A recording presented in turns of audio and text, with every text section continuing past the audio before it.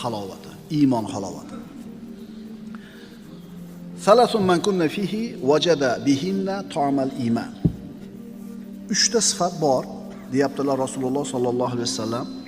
Imom Buxoriy va Muslim keltirgan hadisda 3 ta sifat kimda bor bo'lsa, shu inson ana shu sifatlar bilan iymonning mazasini, ta'mini totib ko'ribdi. Mana eshitaylik. Biz iymonning ta'mini totib ko'rganmizmi, yo'qmi? Million marta holva desin, og'zingizda shira mazasi paydo bo'lib qolmaydi. Holva ta'mi paydo bo'lib qolmaydi. Uni bir marta totib ko'rish kerak. Million marta sifatlab bersin qovunni. Lekin bir tishlab ko'rmasangiz, uni siz mazasini tasavvur qila olmaysiz. Xuddi shunga o'xshagandek, iymonning ham mazasi bor, birodarlar.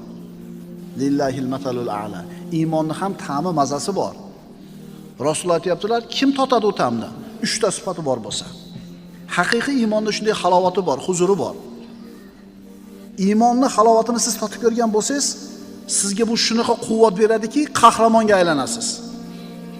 Iymonning halovati shunday narsaki, siz uchun bu dunyoning hamma huzur halovatlari oyog'ingizning tagida bo'ladi.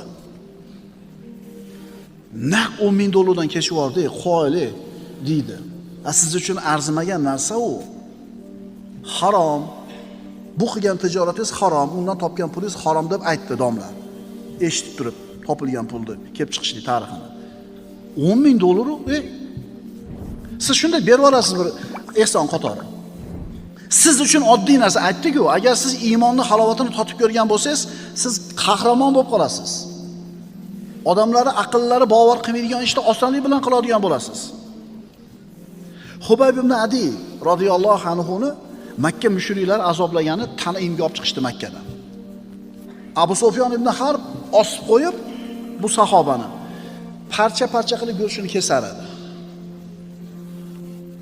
Ana shu azoblab turgan paytda so'radi: "Ey Hubayb, Muhammadga iymon keltirganliging tufayli shu azobga qolding. Xohlarmiding seni o'rningdan Muhammad qolib, sen bola-chaqangning oldida huzur halovatda bo'lishligini?" Shuncha azoblarga sabr qilib turgan Hubayb ibn Adi dod dedi. "Vallohi" dedi. "Men ahlim orasida bo'lib, dunyoning hamma ne'matlari qo'limda turib, Rasulullohning o'tirgan joylarida oyog'iga bir dona tikar kelishligini xohlamayman" dedi. O'lyapti, azoblanyapti, lekin Rasulullohga bo'lgan iymon shunday quvvat beryaptiki, Rasulullohning oyog'iga tikan kirmasin deydi.